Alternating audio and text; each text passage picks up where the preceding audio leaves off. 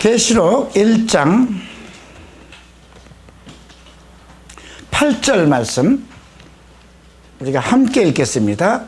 주 하나님이 이르시되 나는 알파와 오메가라. 이제도 있고 전에도 있었고 장차 올 자라. 전능하신 자라 하시더라. 예수님께서 사도 요한에게 자기에 대해서 언급한 겁니다. 알파와 오메가, 헬라어의 시작과 끝입니다. 모든 가장 표현인과 가장 문학적이든 철학적이든 언어적이든 가장 아주 세밀하게 상세하게 표현할 수 있는 것이 헬라어라고 합니다. 예수님 당시에도 이 글을 사용하셨습니다. 그런데 나는 알파와 오메가라, 시작과 끝을 얘기했습니다. 모든 언어와 문학과 철학과 사상과 이념, 모든 것이 내 안에 있다는 뜻입니다. 또 이제도 있고 전에도 있었고, 이제가 먼저 강조됐습니다. 지금도 계십니다. 지금도 우리와 함께 하시고 하늘에서 우리를 위해서 중보하시고 우리의 집을, 우리가 올라가서 기거할 집을 지금 준비하고 계시고 이제 그날이 되면 오실 것입니다. 그래서 이제도 계시고 전에도 있었고, 언제부터일까요? 창세 전부터. 창세라는 것은 이 지구의 시작이지만 그 이전, 영원이라는 그 개념 속에서 계셨고, 장차 올 자라. 우리는 지금 이분을 기다리는 겁니다. 우리는 전혀 우리와 관계없는 분, 뜬금없이 오실 분이 아니라 태초부터 계셨고, 그리고 현재 우리와도 함께 계시고, 그리고 장차 오실 분, 이 날을 놓치면 안 됩니다. 우리는 죽었든 살았든 그분이 오실 때에 같이 이 땅에 와야 됩니다. 그리고 그분이 약속하신 위치에 우리가 축복을 받을 수 있는 위치에 서야만 되는 것입니다. 그리고 전능한 자라고 그랬습니다. 전능이라는 것은 엘샤다이라는 그 말은요, 불가능이 없는 것. 그래서 그 언어를 그 유대인들은 그렇게 표현한다고 합니다. 어머니의 젖무덤과 같다. 아이에게는 어머니의 젖만 있으면 만사오케이잖아요. 전능하신 자. 그분이 우리의 주인이십니다. 그분이 우리의 구원자이십니다. 그분이 우리의 통치자이십니다. 그분이 우리에게 상줄자입니다. 오늘 제가 1장에서 이 8절 말씀을 여러분들에게 주제 말씀으로 삼는 것은 그분에 대한 인식, 내가 그분과의 어떤 관계인가, 그러한 분, 이분의 위치, 이분이 가지고 있는 범위와 능력과 권능과 권세, 이것에 대해서 다시 한번 재조명해야 되기 때문입니다.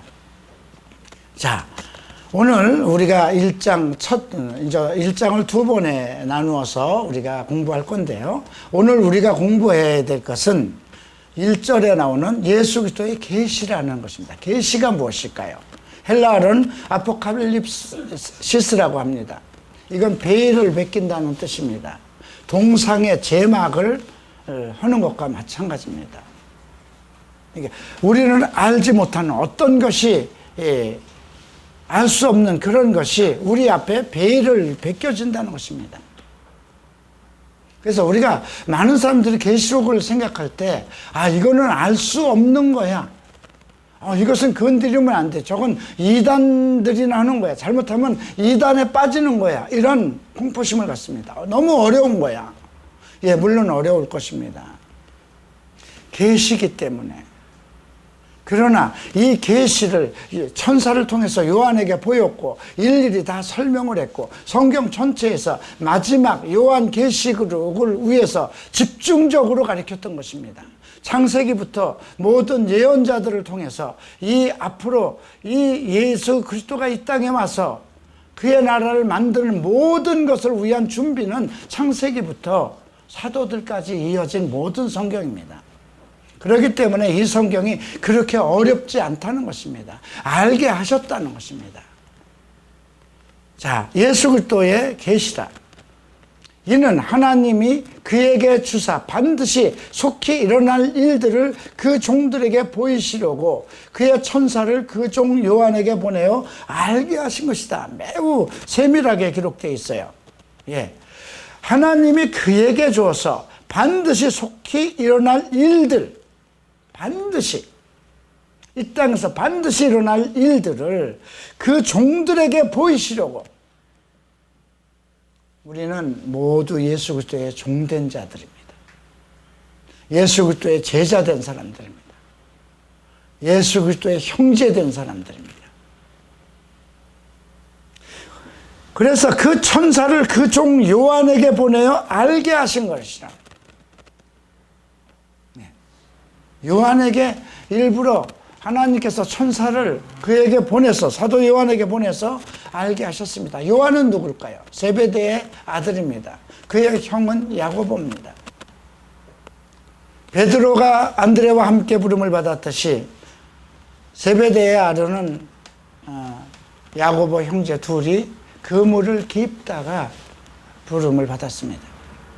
그는 보아노게라는 천둥의 아들이라는 이름을 따로 주셨습니다. 천둥은 항상 빛과 번개와 함께 움직입니다. 그리고 직선적입니다.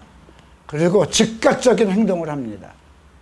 이걸 통해서 우리는 야고보와 요한이 어떤 성격을 가지고 있었던 사람들이라는 걸 알 수 있습니다. 어떤 명령이 떨어지면 즉시로 시행하고 빛이 나가면 함께 소리를 내는 그러한 제자였던 것을 우리가 짐작할 수 있습니다.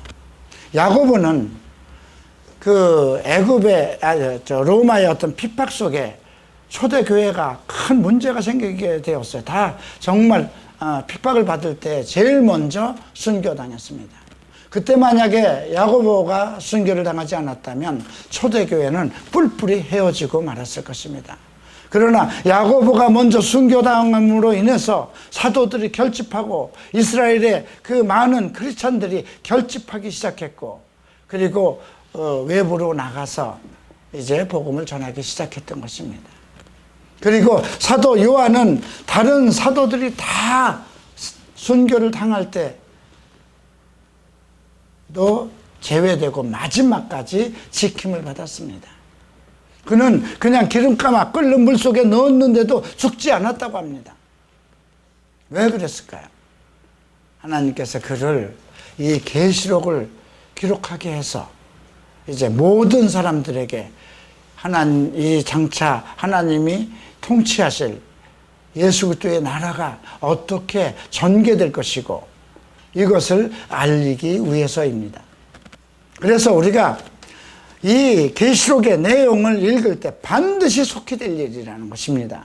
두 번째는 종들에게 보이시려고, 우리에게 이 모든 속히 될 일을 보이시려고 요한을 통해서 기록하신 글이라는 겁니다. 2절 봅니다. 요한은 하나님의 말씀과 예수 그리스도의 증거, 곧 자기가 본 것을 다 증거하였다고 그랬습니다. 우선 그가 받은 하나님의 말씀을 모두 증거하였다는 것입니다. 또 예수 그리스도의 증거, 그리스도가 어떠한 분이신지를 곧 자기가 본 것이라고 했습니다. 그는 예수와 함께 예수의 사랑하는 자라는 특별한 호칭을 받았습니다. 12제자를 중에 예수님께서 사랑하지 않았던 제자가 없었을 것입니다. 우리는 가룟 유다는 처음부터 그는 그렇게 죽을 것으로 예정된 자기 때문에 예수님께서 아마 왕따를 시켰을 거야, 사랑하지 않았을 거야, 그렇게 생각할 수 있습니다. 아닙니다. 예수님은 그도 사랑했습니다. 예수님은 그래서 우리에게 원수도 사랑하라 한 것입니다. 그도 사랑한 것입니다. 그러나 그 사랑하는 그 제자가 예수를 배신하고 자기 길로 돌아간 것이죠. 아마 12제자 중에 가장 가슴 아파했던 제자는 가룟 유다일 것입니다. 여러분 12아들이 있는데 하나들이 늘 부모를 거역하고 악한 행동을 하고 그리고 집을 나갔다면 12아들 중에 누굴 사랑하겠습니까? 누구에게 마음을 두겠습니까? 저도 마찬가지입니다. 늘 가치 있고 잘 있는 그들은 그냥 항상 그 위치에 있기 때문에 염려할 것이 없는 것입니다. 그러나 탕자의 길로 가고 배신의 길로 간 것은 그것이 목사든 아버지든 가슴이 아팠을 것입니다. 자기가 본 것을 다 증언하였다. 사도 바울도 내가 모든 것을 너희에게 다 전했다 이렇게 증언했습니다. 이것은 우리 말씀을 맡은 목사들의 책임입니다. 성경 전체는 우리에게 맡겼습니다. 그의 성도들에게 다 가르치도록 우리에게 맡긴 겁니다. 이것을 안 한다면 직무유기인 것입니다. 자, 3절을 보실까요? 이 예언의 말씀을 읽는 자와 듣는 자와 그 가운데 기록한 것을 지키는 자는 복이 있나니 때가 가까움이라. 예언의 말씀이라고 그랬죠. 네. 성경은 예언입니다. 계시록입니다. 계시록만 예언이 아니라 이 성경은 전체가 예언입니다. 여러분, 예언은 무엇입니까? 앞날을 알게 하는 거죠. 전에는 미아리 쪽에 가면 전부 다 점집이 있었습니다. 지금도 있는지 모르겠습니다. 제가 일본에 있을 때는 테마 카페라고 해서 그 록본기 신주쿠 그 일대의 카페에 점쟁이들이 다 있었습니다. 거리마다 저녁이면 불을 켜고 점 보는 사람들이 있습니다. 우리나라도 마찬가지입니다. 정치가들이 어떤 선거철만 되면 유명하다는 점쟁이 집 앞에 줄을 잇는다고 합니다. 왜 그럴까요? 앞날에 대해서 알고 싶어 하는 거잖아요. 우리는 한 치 앞도 모르잖아요. 내일 무슨 일이 일어날는지 우리는 모릅니다. 예. 과연 내가 이번 시험에 합격이 될 것인가? 예. 무엇이 또 아니면 승진을 할 것인가? 내가 이번에 산 증권이 값이 오를 것인가? 이 모든 것에 우리는 자꾸 자기와 관련된 모든 것을 알고자 하는 그런 생각이 있습니다. 물론 어쩌다 맞을 수도 있겠죠. 어쩌다. 예. 그런데 가장 정확한 건 무엇일까요? 성경입니다. 성경은 모든 인류의 모든 것, 내 영혼에 관한 것뿐이 아니라 내 인생의 모든 삶을 증거하고 있습니다. 우리가 이 성경에 기록되어 있는 그 말씀을 예언의 말씀으로 받아서 내가 이 말씀을 지키고 이 말씀대로 살아간다면 그 성경에 기록되어 있는 예언의 말씀이 그대로 실천되고 있고 그 결과가 나의 삶에 나타나는 것입니다. 술 취하지 마라 했을 때 술을 취하는 것이 아니라 먹지도 않는다면 어떻게 될까요? 그거는 아직 내가 술을 먹고 있는 사람에게 술 취하지 마라 했을 때 술을 그 말씀을 믿고 했다면 그 말씀이 나한테 예언의 말씀이 되는 것입니다. 그런데 이러한 불의한 자가 하나님 나라를 받지 못할 것이라 이렇게 성경은 예언을 했는데 내가 불의한 생활을 계속한다면 그 사람은 예언대로 될 것입니다. 그렇기 때문에 예언서인 것입니다. 그러니까 우리가 예언이라는 것에 대해서 너무 이상하게 자기의 장래의 미래에 대한 것만 생각하지 말라는 것입니다. 이 성경 자체가 내 영혼을 위한 것, 내 삶을 위한 것, 모든 것을 아주 명백하게 그것도 하나님께서 친히 그의 종들을 보내서 2000년 동안 50여 명의 저자들을 통해서 이 글을 쓴 것입니다. 하루아침에 된 것이 아닙니다. 그런데 모두가 무엇을 증거할까요? 오직 예수 그리스도의 나를 증거하고 있다는 것입니다. 성경은 예수 그리스도가 핵심이고 중심입니다. 그리스도가 없으면 이 성경은 그냥 무익한 겁니다. 유대인의 성경과 똑같은 것이고요. 또 지금 이슬람의 종교와 똑같은 것입니다. 불교와도 똑같은 것입니다. 그래서 오늘 이 말씀은 이 예언의 말씀에 대해서 우리가 이 비단 물론 요한계시록에 쓴 이 예언의 말씀을 읽는 자라고 그랬지만 저는 이렇게 생각하고 싶어요. 그냥 성경을 읽는 자는 그죠? 듣는 자와 그 가운데 있는 기록한 것을 지키는 자는 복이 있나니. 성경을 보고 듣고 그리고 지키는 자에게 복이 있다는 것. 지금 이것은 큰 축복입니다. 이것은 많은 사람들이 성경을 보기 위해서, 그죠? 읽게 하기 위해서, 듣게 하기 위해서, 그리고 말씀을 지키게 하기 위해서 축복하신 것입니다. 자, 이제 4절을 보겠습니다. 요한은 아시아에 있는 7교회에 편지하노니, 7교회가 나옵니다. 그런데 이 7교회가 이제 11절에서 언급되고 있죠. 에베소, 서모나, 버가모, 두아디라, 사데, 빌라델피아, 라우게디아, 이렇게 7교회입니다. 그런데 라우게디아 등이라고 되어 있어요. 그죠? 그러니까 이 말은 꼭 7교회만을 지칭하는 것은 아닙니다. 갈라디아 교회도 있었고, 그 소아시아에는 골로새 교회도 있습니다. 빌립보 교회도 있었습니다. 그럼에도 불구하고 여기에 에베소, 서머나, 버가모, 두아디라, 사데, 빌라델피아, 라우게디아 이렇게만 언급해서 7교회라고 한 것은 하나의 상징적인 것입니다. 지금 이 교회 안에 우리도 있습니다. 지금 그러면 우리가 버가모 교회, 두아디라 교회가 있느냐? 아시아에 가면 없습니다. 이거는 우리 현재의 지금 예수 그리스도를 종말을 기다리는 우리 교회의 모습이기도 하고 어떤 상황이기도 하다는 것입니다. 자, 7교회에 편지하노니 이제도 계시고 전에도 계시고 장차 오실리라. 계속해서 언급합니다. 이제도 계시고 전에도 계셨고 장차 오실리. 우리가 그분 예수 그리스도의 오심을 준비하고 기다리는 백성이 되어야 됩니다. 아무 때고 그분이 오실 때 내가 그분 앞에 설 수 있는 그러한 성도로서, 거룩한 자로서, 의로운 성도로서 준비가 되어 있어야 되는 것입니다.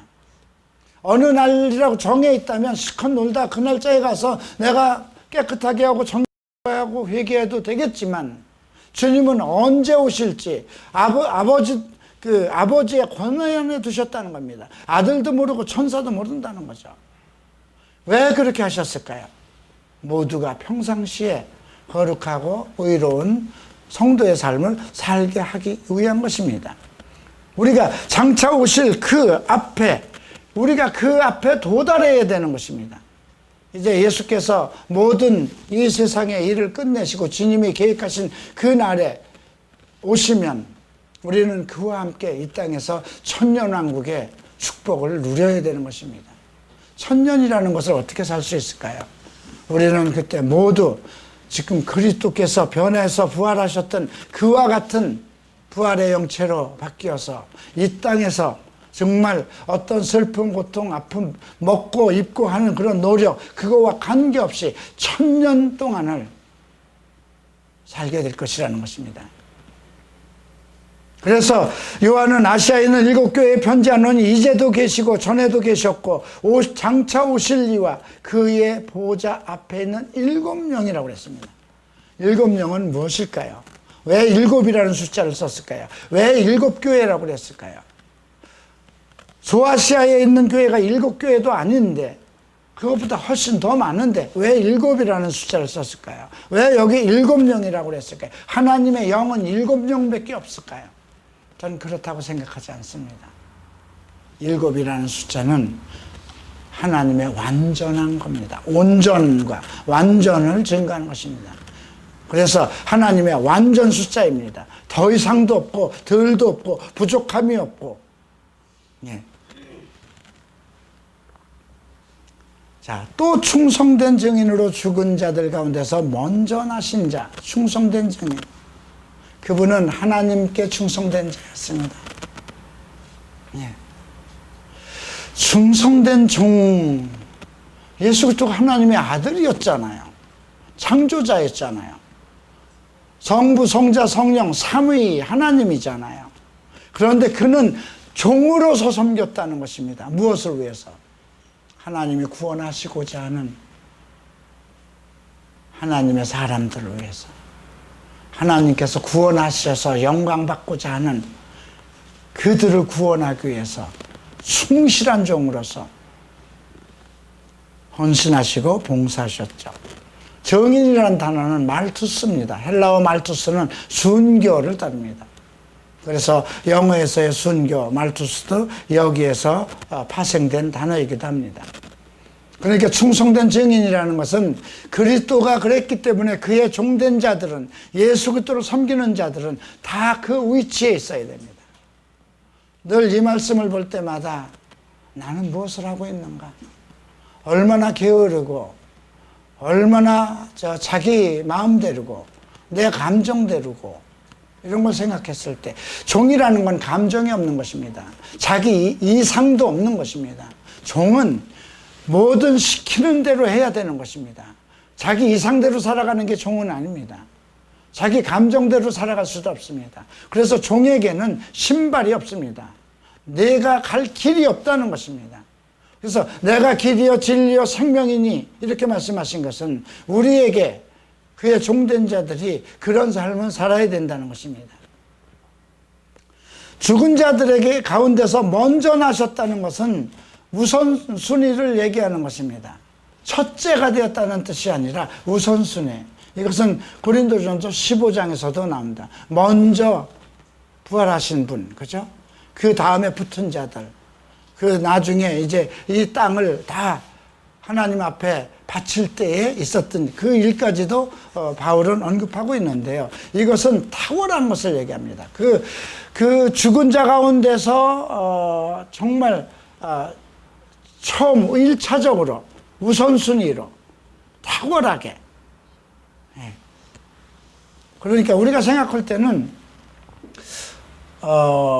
여러분 의심 나는 게 있죠. 예수님 때에 그 죽음에서 살아난 사람들이 있었어요. 그죠? 누가 있었나요? 죽은 나사로 있었죠. 야이로의 딸이 있었습니다. 또 누가 있었습니까? 그 어머니의 아들, 그죠? 그럼 그들이 지금 살아 있어야 되는 거예요. 부활이라면. 그들은 부활이라는 단어를 쓰는 게 아닙니다. 그들은 다시 또 죽었습니다. 그러니까 먼저 난 우선순위도 따질도 그들이 그러면 그때 살아났으니까 먼저고 예수님이 나중 아니냐 이렇게 되잖아요. 그걸 따지는 게 아닙니다. 죽은 자 가운데서 부활하신 분은 이분이 탁월하고 누구도 비교할 수 없고 우선순위를 얘기하는 것입니다. 그 앞서 부활했던 사람은 부활이 아니라 예수님께서 그를 살리셨던 것입니다. 그러나 그들은 또 어떻게 했을까요? 또 죽었습니다. 이제 그들은 다시 예수님 오실 때 우리가 죽은 나사로를 볼 겁니다. 야이로의 회당 딸도 볼 것입니다.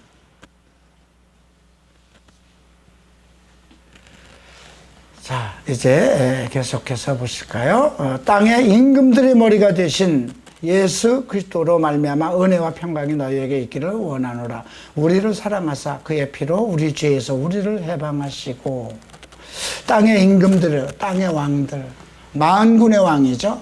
장차 오실 분. 우리가 예수 그리스도가 이 땅에 오시면 그와 함께 왕노릇 한다는 것입니다. 통치자의 권세를 준다는 것입니다. 잠시 참으면 반드시 그가 오신다고 그랬습니다.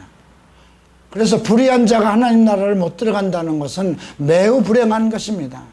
우리는 상속자이기 때문에 그렇습니다. 예수 그리스도와 형제된 자이기 때문에 그렇습니다.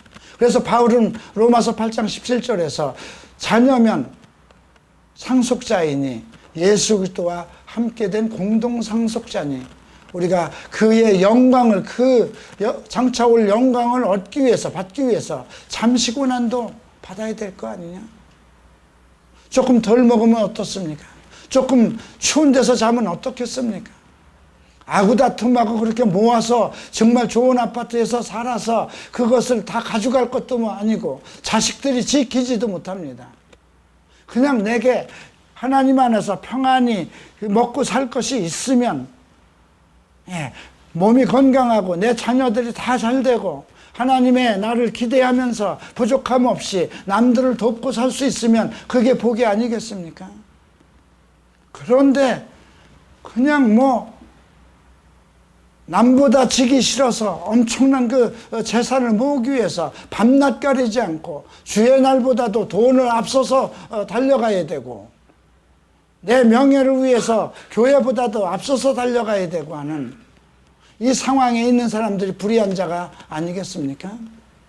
많은 사람들이 뭐 동성애 짓을 하든가 성에 빠졌다든가 술주정뱅이가 되었다 이렇게 생각해야만 불의한 자라고 생각하는데 아닙니다. 재물이 우상숭배가 되어 있다면 그것도 마찬가지입니다. 우리는 예수 그리스도보다 앞설 것이 없어야 됩니다. 교회보다 앞서야 할 것이 없어야 됩니다. 그래야 그날 우리에게 은혜와 평강이 우리에게 함께 하시는 것이고, 예. 자, 우리를 사랑했다고 그럽니다. 사랑이라는 단어를 좀 생각해 보시죠. 얼마나 사랑했을까요? 얼마나 사랑했을까요? 나는 하나님의 사랑을 받은 것이 없는데, 나는 그냥 우리 집안에서부터 지질이 정말 가난한 속에서 살아왔고, 나는 정말 하나님의 축복이라는 것은 받은 것이 없어. 이렇게 얘기하는 사람도 있을 겁니다. 그러나 네가 그 많은 죄를 짓고 있을 때, 죄를 밥 먹듯이 살고 죄 속에서 생각하고 죄로 인해서 즐거워하고 기뻐하고 살 때에 하나님은 하나밖에 없는 독생자 아들 예수 그리스도를 십자가에 내어주셨다는 것입니다. 여러분들은 여러분 친형제를 위해서 죽을 수 있습니까? 여러분 친형제가 감옥을 가면 대신 갈 수 있겠습니까? 여러분 친형제가 교통사고로 다리가 하나 잘라지면 대신 잘라서 그 아들에게 줄 수 있는, 그 형제에게 줄 수 있느냐 이겁니다. 목숨은 하나잖아요. 그죠? 우리가 분명히 생각해야 되는 것은 예수께서 인자로 오셨다는 거야. 사람으로 오셨다는 겁니다. 아픔과 고통을 다 느낄 수 있고, 배고픔도 느낄 수 있고, 슬픔과 애절함과 감정 다 느낄 수 있는 우리와 같은 사람으로 오셨다는 것이죠. 그래서 우리를 사랑했다는 이 말에 대한 재인식을 해야 됩니다. 나 같은 것이 어떻게 예수 그리스도의 사랑을 받을 수 있나? 그런 생각부터 해야 되는 것입니다. 그래서 우리를 사랑하사 그의 피로 우리를 해방하시고, 죄에서 해방됐다는 거 자유함이잖아요. 주의 영이 함께 하시면, 예, 우리에게 자유가 있다 했습니다. 자유함, 해방. 죄에서 해방된다는 거. 우리가, 정말 일본의 그 치리 속에서 해방되는 것, 또 독재 정권에서 해방되는 것, 그것도 기쁜데, 자기 죄에서 해방되는 것. 아직까지 죄에 있다면 이건 다시 생각해 봐야 됩니다. 장차 오실 그이와 그의 보좌 앞에 있는 일곱 영 앞에 우리가 반드시 서서 그와 함께 이 땅에서 누려야 할 그 축복을 상실한다는 뜻입니다. 내가 예수를 믿고 예수를 알고 그렇게 예수를 알기를 힘쓰고 교회에 그만큼 나갔음에도 불구하고 불의한 자에서 해결되지 않았다면, 예수께서 모든 것을 다 해결했음에도 불구하고 아직도 내가 그 죄 속에 있다면 핑계할 길이 없습니다. 누구도 대신할 길도 없습니다. 우리의 죄를 대신할 수 있는 사람은 오직 예수밖에 없기 때문입니다. 자, 이제 6절 보시겠습니다. 그의 아버지 하나님을 위하여 우리를 나라와 제사장으로 삼으신 그에게 영광과 능력이 세세토록 있기를 원하노라. 아멘. 자, 우리를 나라와 제사장으로 삼았다는 것입니다. 이건 이제 장차 예수님께서 이 땅에 오실 때, 그죠? 그의 아버지 하나님을 위해서 우리를 나라와 제사장으로 삼았다는 거예요. 그래서 구약시대 사람들보다 세례 요한보다 하나님의 나라에선 가장 작은 자가 그보다 더 크다고 한 것입니다. 왜? 우리를 하나님의 나라와 제사장으로 삼으셨기 때문에. 제사장의 역할은 무엇일까요? 하나님과 백성들 사이의 중간입니다. 매개체입니다. 예수님은 대제사장입니다. 하나님의 대리인으로 그리고 우리의 죄의 대리인으로 그 역할을 감당하셨습니다. 볼지어다 그가 구름을 타고 오시리라. 예수님께서 구름 타고 올라가셨죠. 구름은 그냥 수증기입니다. 그죠? 구름은 비를 내리게 하는 수증기일 뿐입니다. 어떻게 구름을 타고 올까? 많은 과학자들이 불가능하다고 얘기합니다. 예수님이 그럼 바다 위를 못 걸으셨을 것입니다. 예수님이 부활도 못했을 것입니다. 죽은 자도 못 살렸을 것입니다. 우리가 이런 것들을 인간의 어떤 그 원리를 가지고 하나님을 예측하고 생각한다면 잘못된 것이라는 겁니다. 하나님의 세계는 이 세계와 또 다른 세계라는 것입니다. 지금 여기에 공존하고 있습니다. 영적인 세계, 하나님의 나라는 이 지구상 우리와도 공존하고 있는데 우리는 알 수가 없는 것입니다. 똑같이 움직이고 있기 때문에. 그러나 우리가 예수 안에 있다면 어떻게 될까요? 우리가 일곱 영 안에 있다면 어떻게 될까요? 한번 우리가 구약에서 그런 일이 있죠. 엘리야의 그 종이 있었습니다. 그런데 지금 그 시리아의 군대가 엄청나게 쳐들어오고 있었습니다. 그래서 이제 다 망했구나 그랬을 때 종의 눈을 열어서 보여주기를 기도했습니다. 그런데 그 종이 눈을 뜨고 우리의 군대가 저쪽 군대보다 더 많은 것을 알았던 것입니다. 우리는 보지 못하는 것들이 너무나 많이 있습니다. 저는 가끔가다 깜짝깜짝 지금 현실 속에서도 놀랄 때가 많습니다. 어떤 일을 할 때 어떤 금액적인 그 재정적인 조건이 전혀 안 돼 있는 상태에서 일을 시작하게 됩니다. 이것을 내가 해야만 되는 사명감이 생깁니다. 이번에 부산에 내려가는데도 이것을 어떻게 내려갈까? 어떻게 해서 갈까? 내가 가야만 되는 거. 왜? 그분들이 내게 베풀어진 은혜가 있는데 나는 내려가야 되지 않겠는가? 여러분 어떤 일이 일어났냐면 이것을 레알 러브라는 축제, 기독교인들의 축제 현장에서 우리 청년들이 열심히 그 물티슈와 부채와 이것을 나누었습니다. 근데 부채에 레인보우가 있었어요. 그리고 그 물티슈에도 그 레인보우가 있었어요. 그걸 막 던지는 거예요. 동성애자들 왜 우리에게 와서 이걸 전달하는. 이게 크리스천들의 사고방식입니다. 왜 무지개가 저들의 것입니까? 우리의 것 아닙니까? 더군다나 우리 청년들이 가서 했습니다. 그죠? 이미 거기 부산에 함께 가서 자기가 이 동성애 문제로부터 그 어떤 고통과 아픔을 겪고 이제 탈동성애로 나왔다는 그 증거를 한 청년이 뿌리는데도 동일했습니다. 오히려 우리가 동성애자들 속에 가서 이거를 뿌릴 때는 그들은 말없이 그냥 웃으면서 고맙습니다 하고 받아가는 애들이 있었는데 나이가 어머니 할머니쯤 되는 분들이 몇백 명이 모여 있는 그 축제에서 그들이 더울까봐 준비해간 부채를 주고 물수건을 돌리는데 그걸 팽가치는 일이 있는 겁니다. 급기야 아나운서가 강단에 올라서 설명을 해야 되는 그런 일들이 있었습니다. 그만큼 뭔가 벽이 있다는 거죠. 그래서 우리가 이런 것들을 통해서 계시록을 통해서 조금 더 세밀하게 봐야 되는 것은 우리가 어떤 위치에 있는 것인가, 하나님은 어떤 분이신가, 예수님은 어떤 분이신가, 예수님의 증인들은 어떤 사람들인가, 이런 문제에 대해서 조금 더 깊게 생각해 봐야 된다는 것입니다. 구름을 타고 오시리라. 이건 불가능한 상황이죠. 그죠? 인간 생각으로, 사람의 생각, 과학으로 어떤 걸로도 생각할 수 없는 것입니다. 각 사람의 눈으로 보겠다는 겁니다. 예수께서 그렇게 십자가에 못 박혀 죽으시고 살았다는 것이 지금은 신화와 같은 거예요. 그죠? 그 당시 사람들도 있지만 그 당시 믿지 않는 사람들이 더 많았었어요. 왜? 보지 않은 사람은 믿지 않았으니까요. 그리고 그것이 복음으로 지금 2000년 동안 전 세계에 전파됐는데 우리가 그것을 믿을 수 있겠느냐? 현대인들이 믿을 수 있느냐? 과연 크리스천들은 이걸 그대로 믿을 것이냐 이겁니다.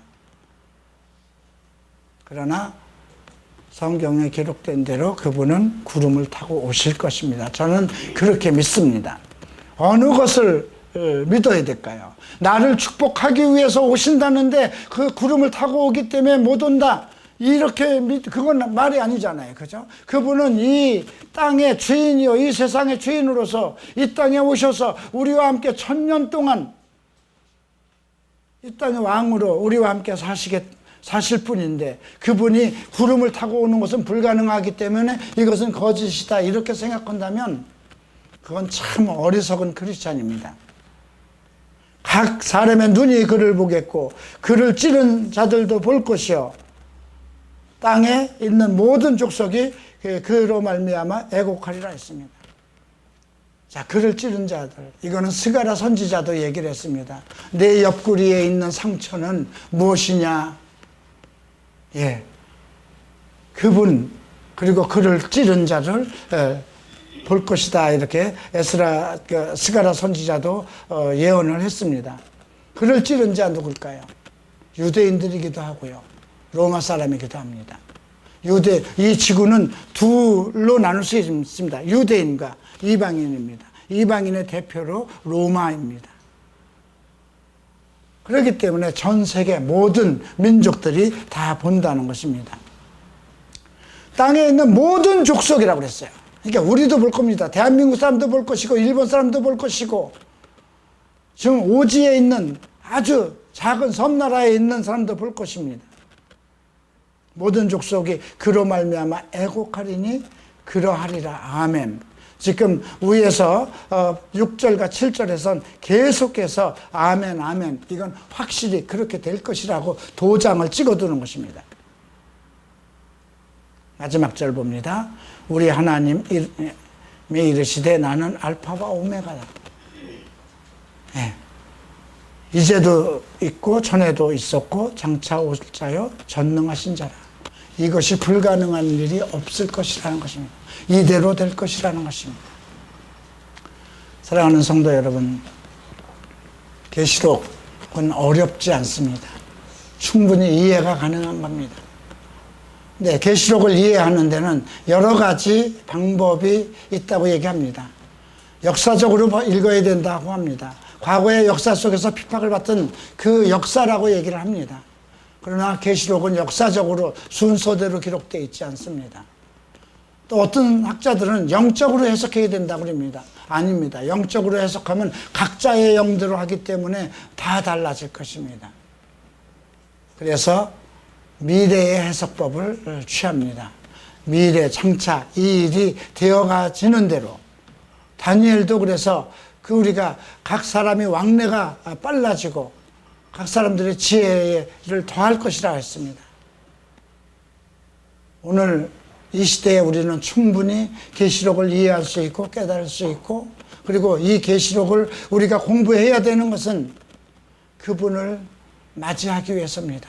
넉넉한 믿음으로 거룩하고 의로운 백성으로 이 땅에서 그분을 맞이할 준비를 하기 위해서입니다. 이 땅이 망하는 모습을 보기 위한 것도 아니고 남이 저주를 받기 위한 그것을 보기 위함도 아닙니다. 내 영혼이 잘됨같이 범사에 잘되고 강건해서 그리스도의 날에 이 땅에서 내게 허락하신 축복을 받기 위한 것입니다.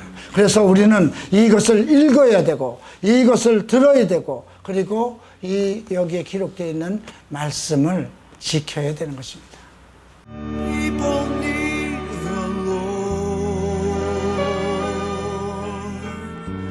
People need